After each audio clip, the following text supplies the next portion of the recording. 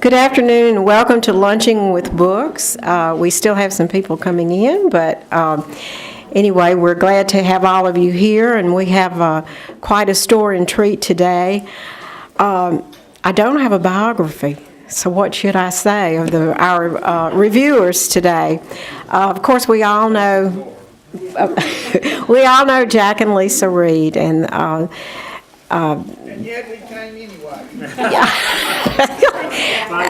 They're so very accomplished in so many ways, but I especially appreciate all that they have done for the library and the support they have given the library all of these years, and they have supported literacy programs and so forth. And if you've been to Tupelo Reads, you know that's wonderful. Thank you, Lisa. Thank you, Jack, for that. And of course, Jack was instrumental in getting John Meacham here for that wonderful program. That was great. So, and then of course I asked him to do a review, and I've heard this before. This was done at my book club, and it was just excellent. But I felt like he needed a Vanna White, and so I felt like Lisa needed to. We need a little glamour. So anyway, today we shall get very well educated, and I'll turn the program over to Jack and Lisa.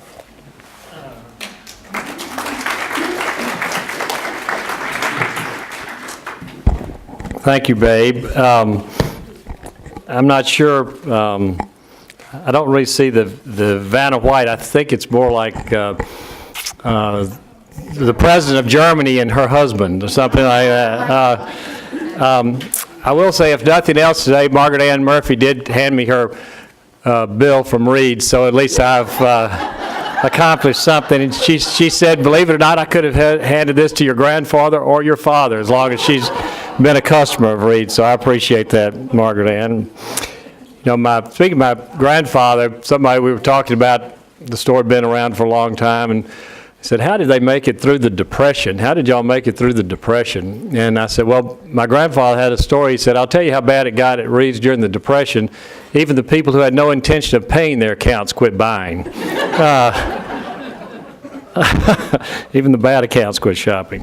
Good afternoon. As Babe said, we have spent a good bit of time at the library lately. I was thinking I haven't spent this much time at the Lee County Library since I was in elementary school and was trying to win the summer reading contest. And you had to check off your books with the library. This was back when this was still a home. Some of you may remember that or have seen pictures of this library back in the 1950s. Anyway, and I do want to thank personally, I want to thank Jeff and the Lee County Library staff and the Friends of the Library for their help with that summer evening with John Meacham. That was just a wonderful, wonderful evening, and I appreciate the library and everybody here helping us be a part of that. And one of the things we said that night, we were hoping to shine as brightly or more so than his two other Mississippi visits, which were Oxford and Jackson. And one of the book reps told me last week, he said, they asked me in Jackson, Oxford, how did they do that? We ended up having more people here in Tupelo for him than they had in Oxford and Jackson combined. So, So if he limits his trips next time, I guess maybe they'll get to see him. Leonardo da Vinci by Walter Isaacson is an appropriate book. I was thinking about that in some ways for us to review, for Lisa and me to review today, because he believed in testing hypotheses. He really believed in experimenting and testing hypotheses, and that's what Lisa and I are going to do today. Somebody may have heard the joke about the boy that took the girl on the first date, and he took her to the door. They'd been to the movies, and he took her to the door and was getting ready to let her. He said, do you kiss on first date? And she said, no, I don't. He said, how about last?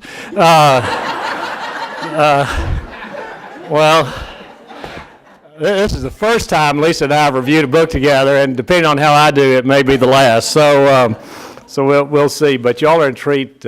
You are in for a treat to get to hear Lisa. She's a wonderful art history person. She's kind of been my own personal docent through the museums through the years. And to paraphrase Abraham Lincoln, you will long forget what I say here today, but you'll never forget what Lisa shares with you today. So here we go. Walter Isaacson is somewhat of a Renaissance man himself. Did anyone here happen to hear his commencement address at Ole Miss? I don't know if you, anyway, you may have read about it in the newspaper certainly, but he was there recently. I wish I could have seen him. I did read the account in the journal.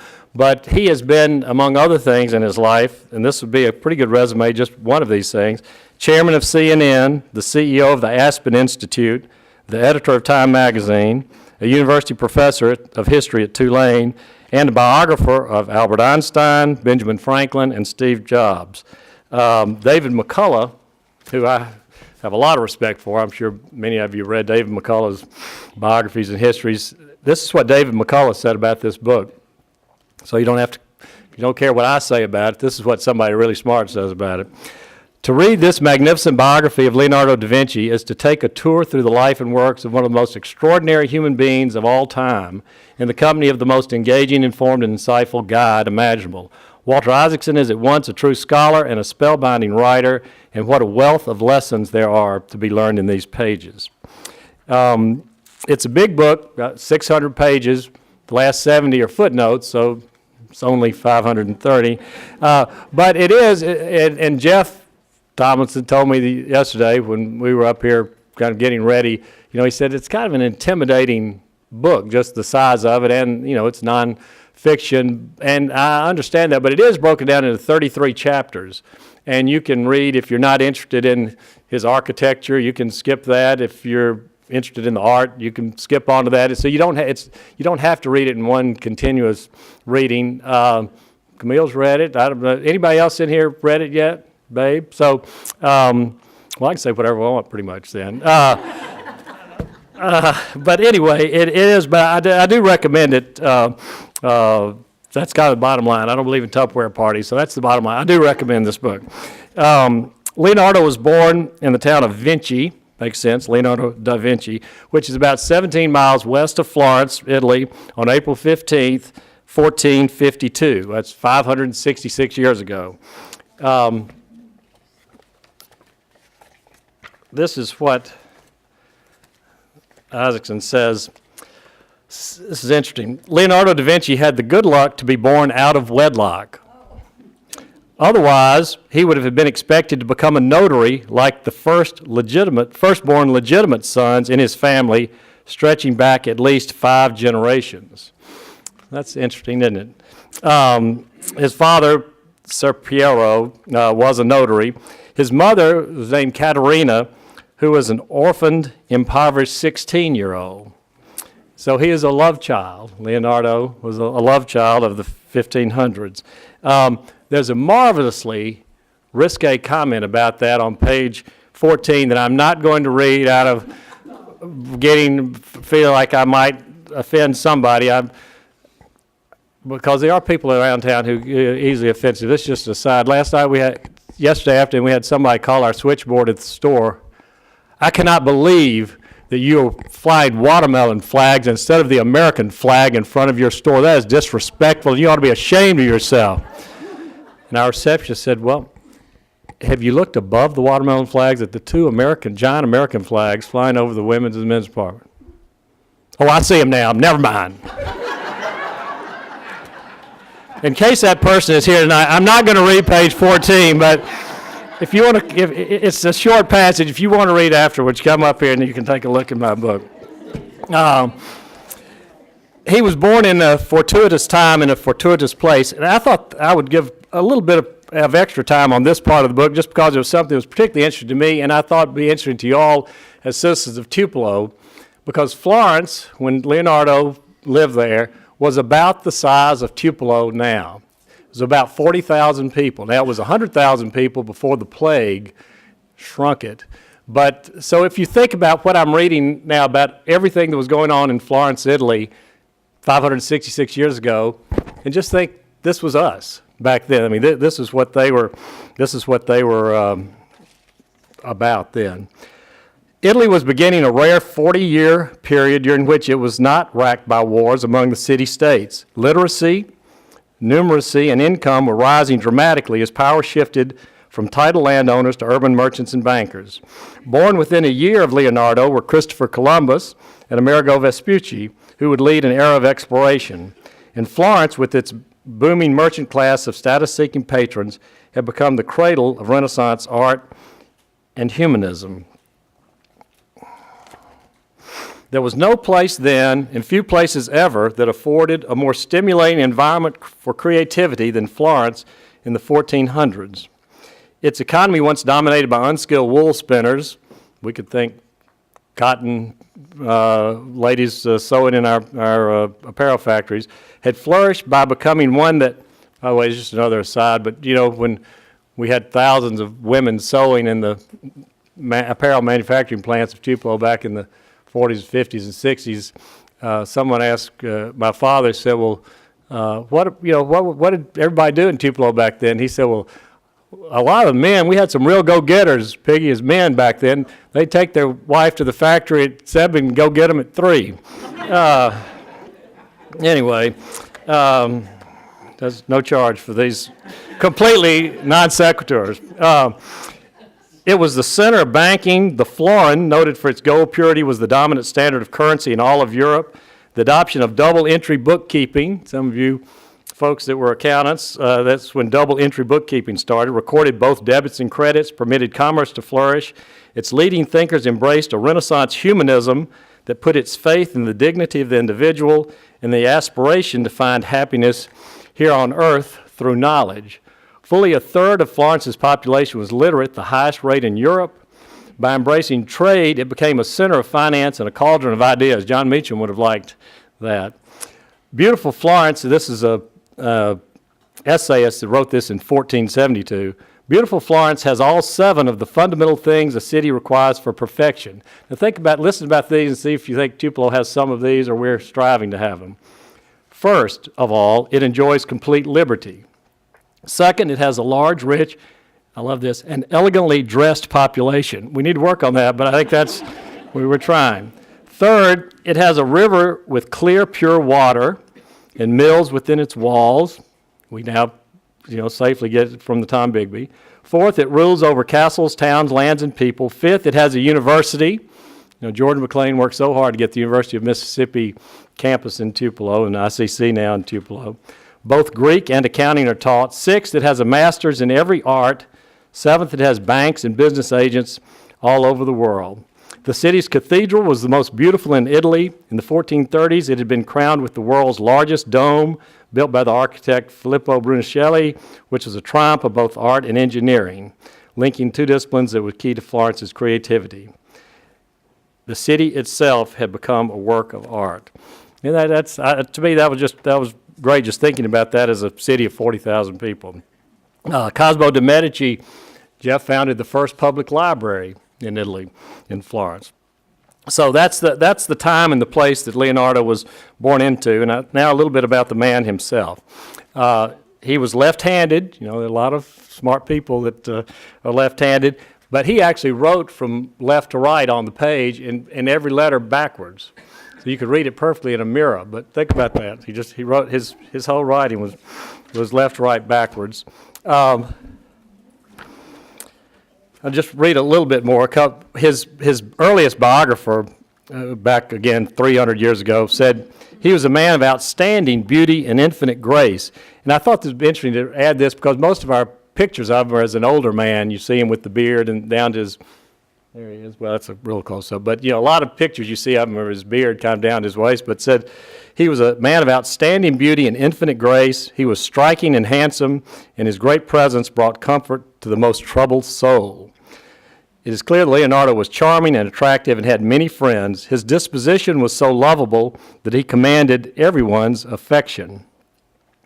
He did, as he grew older, grew a long beard which came to the middle of his breast, was well dressed and curled. Most notably, he was known for his willingness to share his blessings. He was so generous that he sheltered and fed all of his friends, rich or poor. He was not motivated by wealth or material possessions. He spent more time pursuing wisdom than working on jobs that would make him money beyond what he needed to support his growing household retinue.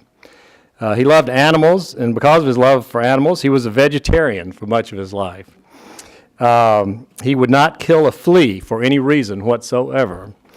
He was, let's see, I'm going to skip around a little bit. He, 106.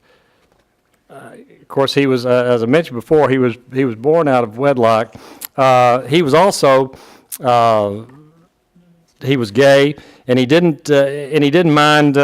He wasn't embarrassed about it. There were a lot of being gay back in Florence at that time was not that unusual in the artistic community. They said, one of his biographers said he was romantically, I like this, he was romantically and sexually attracted to men, and unlike Michelangelo, seemed to be just fine with that. He had unconventional dress. He loved to wear flowering, colorful robes. Homosexuality, as I said, was not uncommon in the artistic community, and yet he was a master at painting women. His portraits of women are deeply sympathetic and psychologically insightful. Isaacson writes, his women were no longer presented as passive mannequins, but were shown as people with their own thoughts and emotions. Their eyes were the windows of the soul, Leonardo declared. So, ladies, if he was here, and Sarah, if you were looking at him, he'd see right into your soul, and he would see a beautiful soul if he looked at that. So this is a great way to segue into Lisa's thoughts. So Lisa's going to take it from here to talk about three of his most famous paintings. Lisa. Hello. Good afternoon. Here's Vanna White. That's how Babe asked me. She said, it was Jack's review, which he did for the Mutual Culture Club. And then she called me and said, would you do just a little bit on that? I was like, oh, no. But I love Leonardo da Vinci. And true confessions here, I haven't read the whole book. Because she just asked me about it not too long ago. But Jeff was saying the other day when we came to see if we could how we could do the visuals, that he thought it was daunting. So I have to tell you that I just read some chapters. I read the chapters of the artworks I'm going to do, and it's just fascinating, the detail, and it's just very interesting. So don't be put off by the size of it. Anyway, I very much enjoyed the chapters that I read.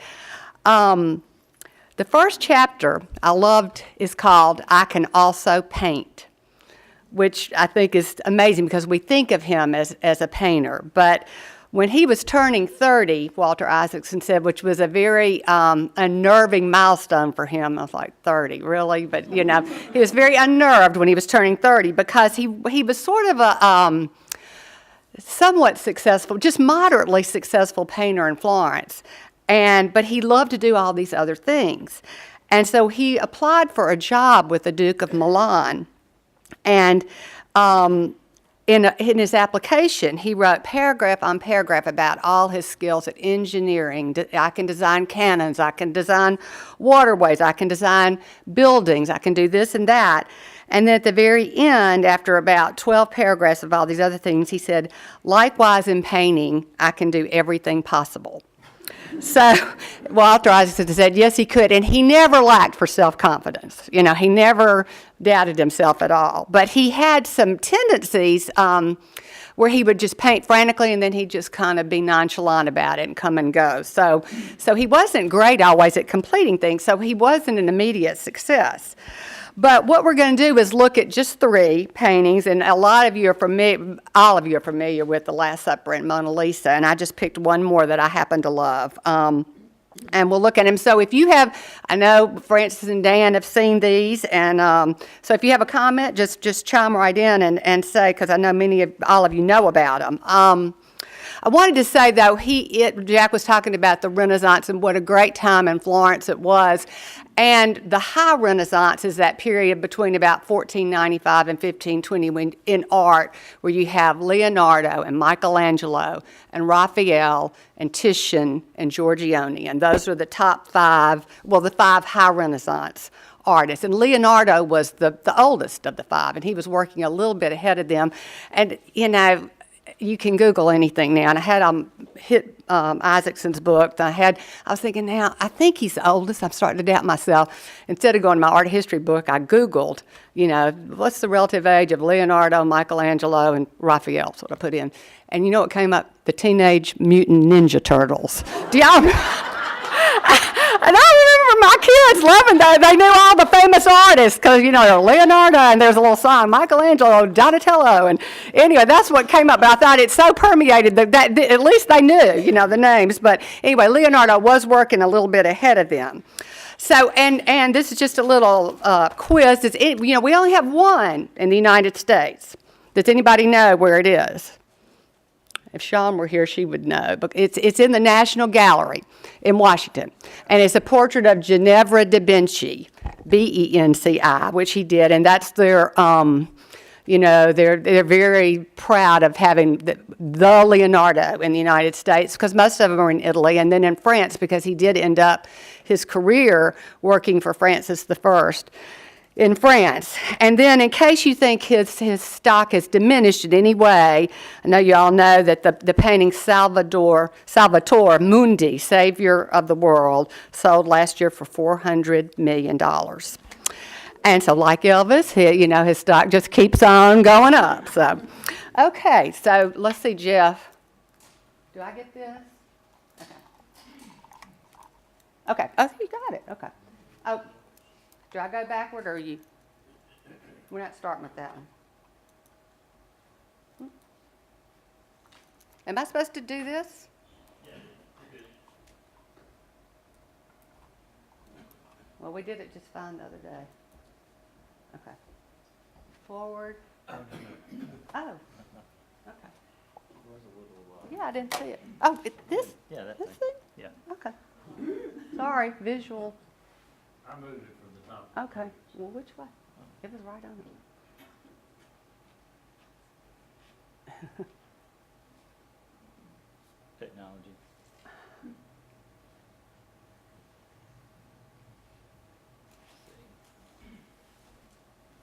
Okay, well, I'm going to start talking about it while we're looking for it. So, What are we looking for? the Madonna of the Rocks. Can you dim? Yeah, that's what I'm saying. Okay, there you go. There you go. Can you That's it. dim the light? Oh, yeah, he's going to. He's going to. It's part of our, so if I want to go to the next one, Just hit the arrow on the keyboard. where is it? Do I have it? I've got it right here. Oh, okay, I'll just tell you. Okay. All right, That works. that's good. Okay, we're going to dim the light so you can see it better. And then I hope I can see my notes, but, okay. I just happen to love this painting, and it's not very big on this slide, which I'm sorry about, but I think it there are two of these. And this one is in the Louvre, 'cause like I said, the Louvre has a lot of his paintings because of him ending up there. And it's called Virgin of the Rocks, or Madonna of the Rocks. And I love it because it's mysterious, and that's sort of Leonardo. You never quite know exactly what's what. And so you have the Holy Family here, when you look at it closely, in this kind of grotto setting, which is unusual. And there's a lot of atmosphere and mystery. You'll see some of the same elements in the next two paintings, which you know better probably. But it's the Madonna and Child, and the infant St. John, and the infant Jesus, and an angel.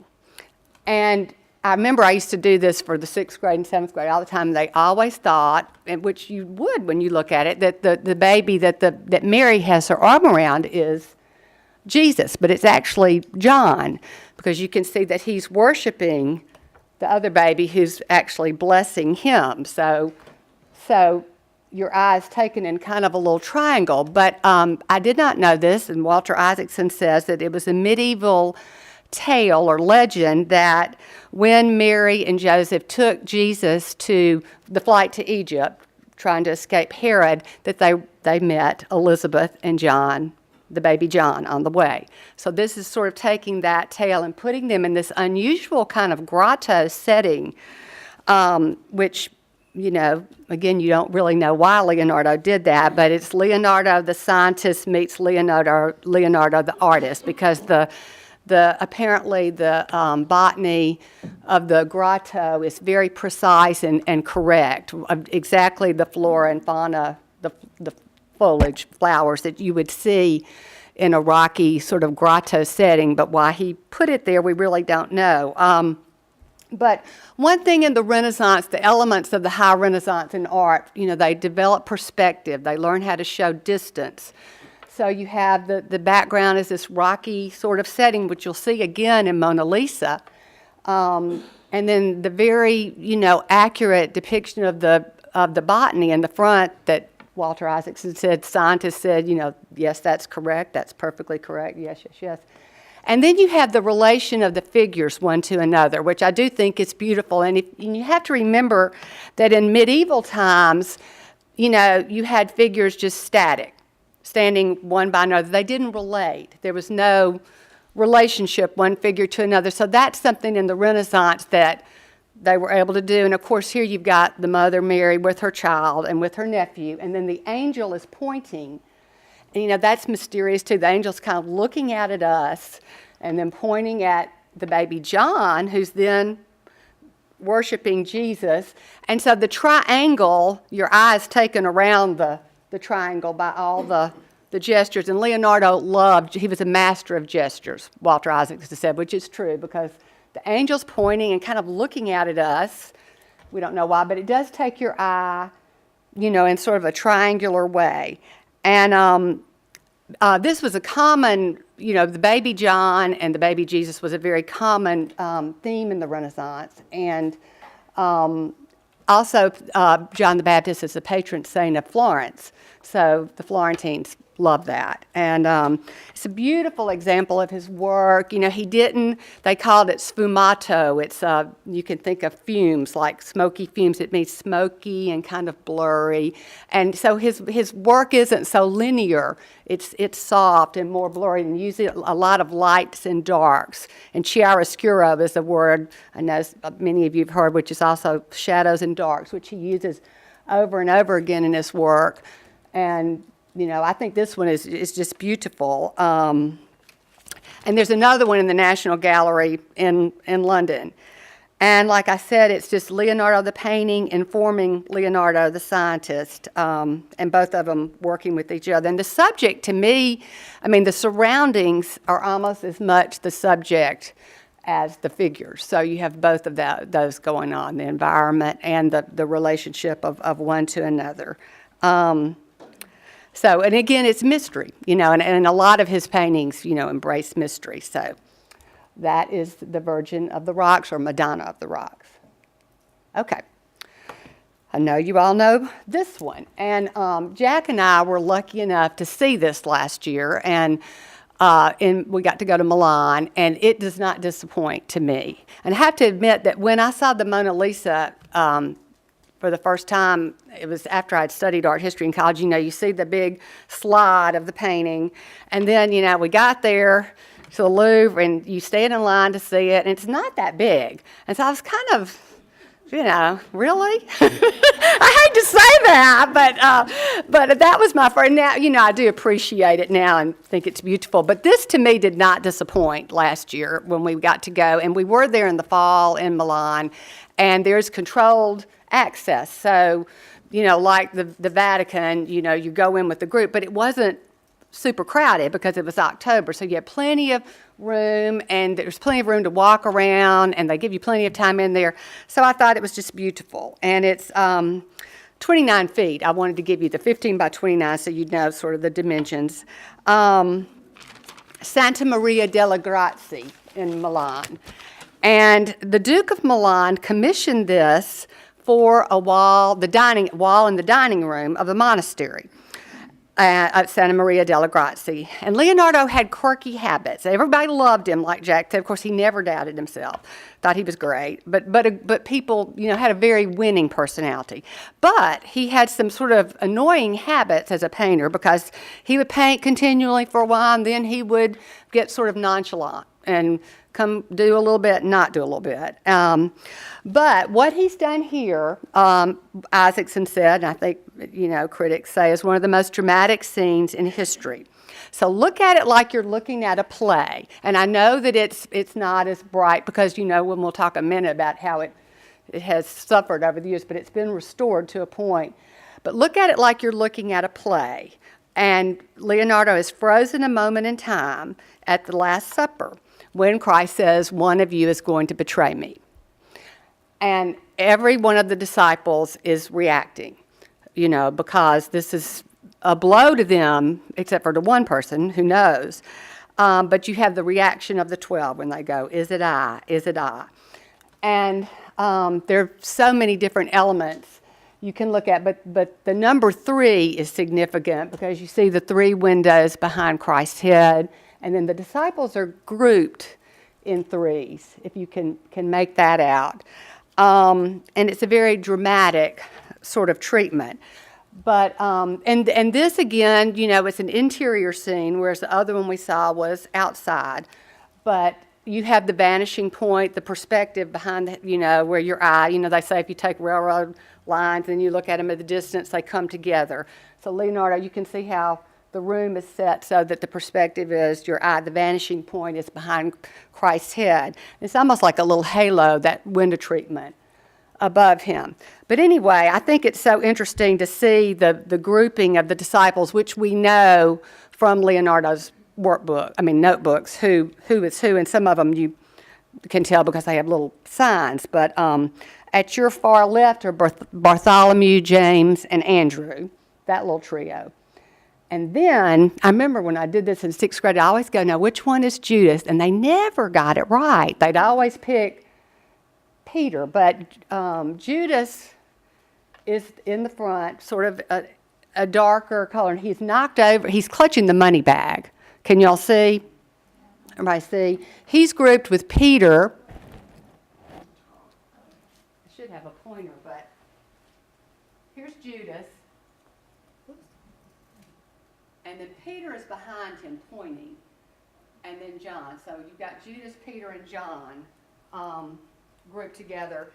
And Judas is clutching the money bag. He's also knocked over a salt cellar, which you may not can see from there. But there was an old Renaissance thing that if you betrayed the salt, you were betraying your master. So that was another little key to who that is. And then Isaacson describes Peter as the pugnacious one. He was always, and he can't believe that somebody's going to do that. Of course, that night then he goes on to deny Christ, but he's holding a knife, which I can't see from here either, but he's holding a knife, which is the sign, he cut off his ear. Or the soldier cut off his ear, so that's a sort of sign of that. But he's going like this. And then you have John, who Walter Isaacson said, John is just sad. He knows he's not the one. He knows it's not going to be he, but he was so close to Christ. So he's depicted as just sort of sad. And he's sort of an androgynous figure. And y'all remember the Da Vinci codes and all that. Well, it was John, that they said might be Mary Magdalene. Is this really Mary Magdalene? Because he looks sort of androgynous. And, you can see that Leonardo loved curls. So he has, a lot of people have curly hair. We'll see it with Mona Lisa too. But anyway, that trio is very, very interesting, I think. Then to the right, let's see, our right of Jesus is Thomas, James the Great, and Philip. And doubting Thomas has his finger up, So again, Leonardo loves gestures. And to the far right, Matthew, Thaddeus, and Simon. But it's a psychological drama that you're looking at, a moment frozen in time, and like Walter Isaacson says, one of the most dramatic moments in history where Christ has said that. And beautiful rendering of the elements with the glass bowl, the salt cellar, and then that Star Wars. It's good for Leonardo. That this was damaged.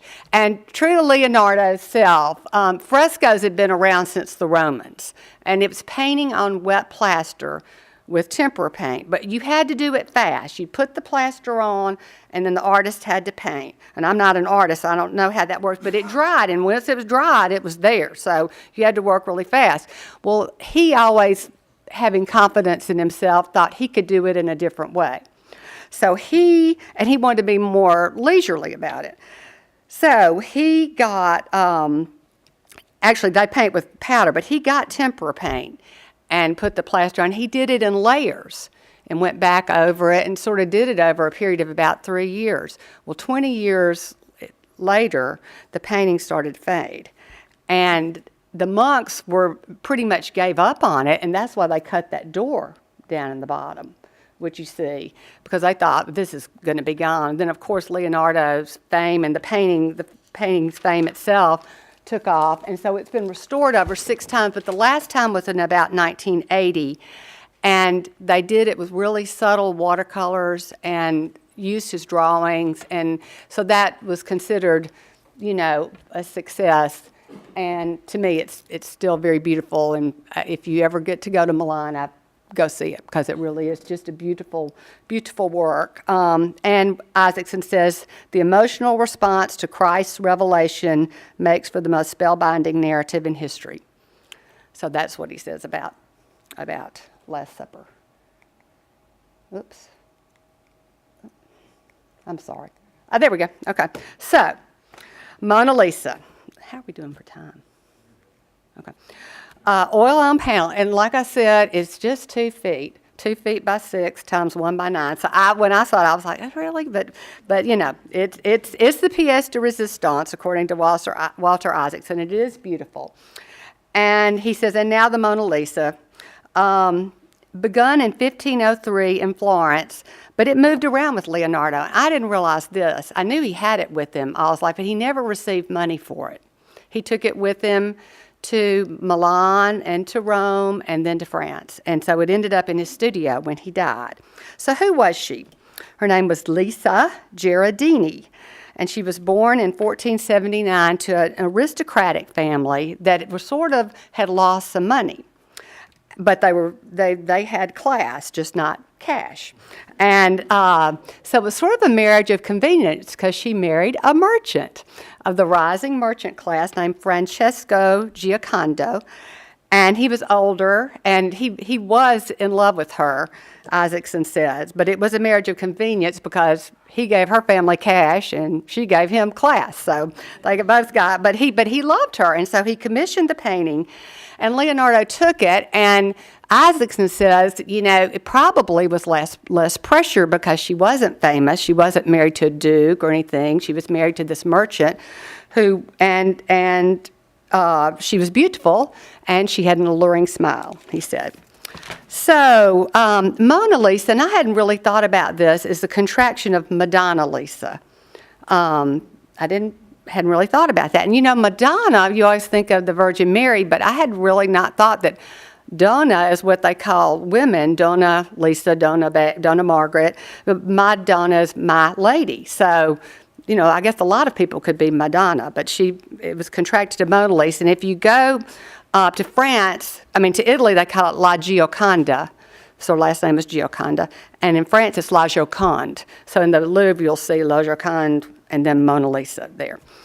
And like I said, he never delivered the painting. He kept it with him always, which I think is interesting, you know, that he wanted to have it always. And what began, Isaacson said, as a portrait of a silk merchant's wife became a quest to portray the complexities of emotion through the mystery of a hinted smile.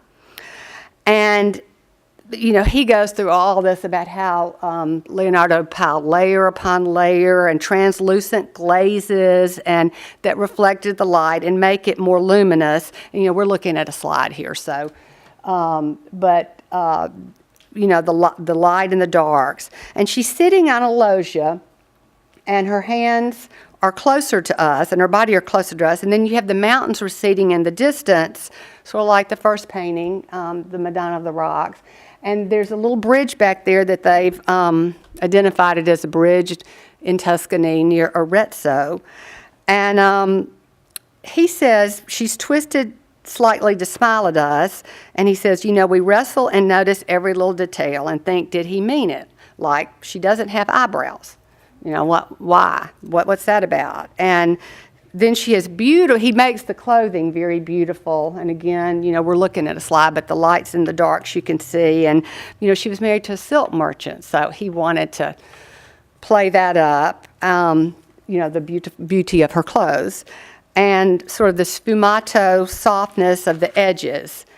And Isaacson said, you know, we're seeing everything through a veil here, sort of like we do with so much of Leonardo's work. You just really don't know. And the landscape is a trick of the eye because we're looking at a sort of a bird's eye view with these roads kind of going to nowhere, and then you've got the water and the bridge. They identified it as Tuscany, like I said, but critics always say there's just a flow of her image into the landscape. It's very organic between her and the earth. So finally to the smile, and this is so funny. Last night I was watching the baseball game. Arkansas, sorry, it's not state, but so I was cheering against Oregon State since they beat Mississippi State. But I was watching Arkansas and I was looking at that, and all of a sudden this commercial comes on for Capital One. Did anybody see it? It's Leonardo and Mona Lisa. And she's sitting down with her cell phone, where her card had just gone through paying for the portrait, and she turns around, and he goes, "Stop right there." And so he starts painting her, her smile. So that's how I thought, well, this is really, still current today, Capital One commercial. And so the smile, and Vasari, who was the historian at the time of the painter, said, "This was a smile so pleasing, it was more divine than human." And he tells the tale, and Isaacson says you can't always tell what's true, but that Leonardo employed gestures to make her smile. So there's the mystery. What's she thinking? What is she thinking at the time? And Leonardo spent nights in the morgue. This is unbelievable, but taking flesh off cadavers to see the muscles and everything underneath. So to determine the origin of what makes what happen with our bodies. And so he did all these drawings of your mouth when it's pursed, and Isaacson said, this is where we see the beginning of her smile. And, you just look at it, and it's kind of elusive. You can't really tell. And he says the more you look at it, the more fleeting it seems. And he says, so the world's most famous smile is fundamentally elusive. Leonardo shows us the outer manifestation of inner emotion, but we can never fully know true emotion just from outer manifestation. There's always a sfumato quality to other people's emotions, always a veil. So that compels you to keep looking. So there ends the mystery, and here comes, Vanna is done, and here comes Pat Sajak. Yeah. Thank you, Lisa. Well, just to finish up, one of the things that Lisa didn't mention that I got a kick out of just looking for the humor in the Last Supper, Leonardo was always just delaying and procrastinating. He'd work on something and he'd go do something else. He had ADD with capital letters, but he was so smart. He just was so curious about everything. He just had to stop this to go do this, then do that, and kind of like Eudora Welty. Sentence. It just kept kind of wandering around. But I thought this was pretty good. One of the priors where the Last Supper was being painted was really tired and impatient of finish the darn thing. And finally he got, he's kind of got on to Leonardo about it. And Leonardo said, he explained that intuition needs nurturing. Men of lofty genius sometimes accomplish the most when they work the least. I need to remember that when my dad was running the store. For their minds are occupied with their ideas and the perfection of their conceptions, to which they afterwards give form. He added to the prior that he had two heads left to paint, that of Christ and that of Judas. He was having trouble finding a model for Judas, he said, but he would use the image of the prior if he insisted on continuing to hound him. Said the poor prior was confounded and went back to worrying about his garden, leaving Leonardo in peace. He didn't want to have the face of Judas in the Last Supper, I guess. Well, Leonardo died in France May 2nd, 1519. He was truly a genius. One of the things that Isaacson says that separated him even from Benjamin Franklin, even from Albert Einstein, even from Steve Jobs, was just the intersection of the art and of the geometry, of the mathematics, just to be able to be both at one time. Some people say, well, I'm left brain or I'm right brain. And he was just both. He had a big brain and could handle both of them. And the Vitruvian Man, maybe you'd ask about that. We didn't have time to show it, but that's the man inside the circle in the square. that was one of people for hundreds of years have been trying to get the perfect size of man. The size of the feet had to match the size of the arms, had to match the size of the head to fit a circle inside a square. And, he did that. I mean, Leonardo, he did that. That was the Vitruvian Man. You've seen that around. So that's, if you can see it, that's that. And they think Leonardo did use his own face on the face of the Vitruvian Man. So anyway, just to finish up in the last few minutes, he said, Isaacson says it in the conclusion of the book, says his facility for combining observation with fantasy allowed him, like other creative geniuses, to make unexpected leaps that related things seen to things unseen. Talent hits a target that no one else can hit, wrote German philosopher Schopenhauer. Genius hits a target no one else can even see. And I thought that was a wonderful kind of explanation of, well, what do you mean, genius? Genius hits a target that no one else can even see. Because people who are crazy enough to think they can change the world are the ones who usually do. What also distinguished Leonardo's genius was its universal nature.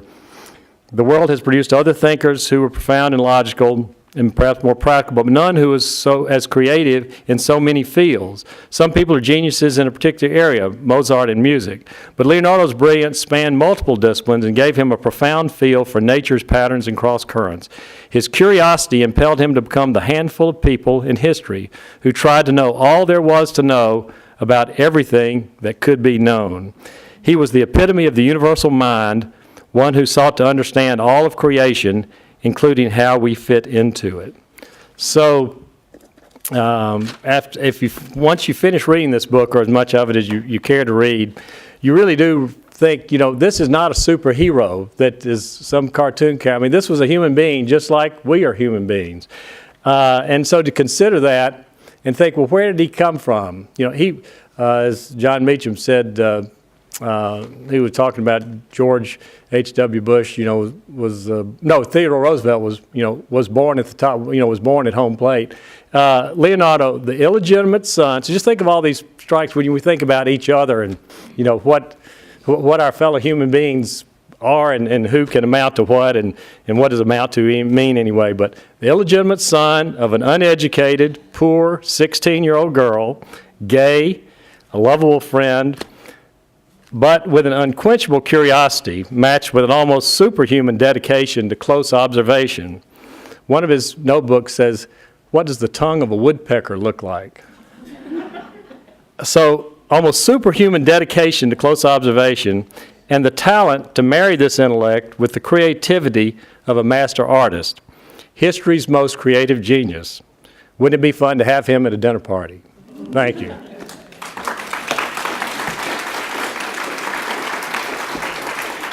I don't know if you have time. I don't know if we have any time for questions, particularly. Any comments or questions about Leonardo? Shania? I wonder if he is the origin of the term Renaissance man. That's a good question. He doesn't say that in here, but he's certainly the highest example of it, of the Renaissance man, of somebody a woman that cares, smart about so many things. Dan? I don't think the term Renaissance even came into use until much later. So it was an observation of that time in history. Yeah, that makes sense. That makes sense. Any other questions or thoughts? All right, well, thank you so much for spending your hour with us. Thank you.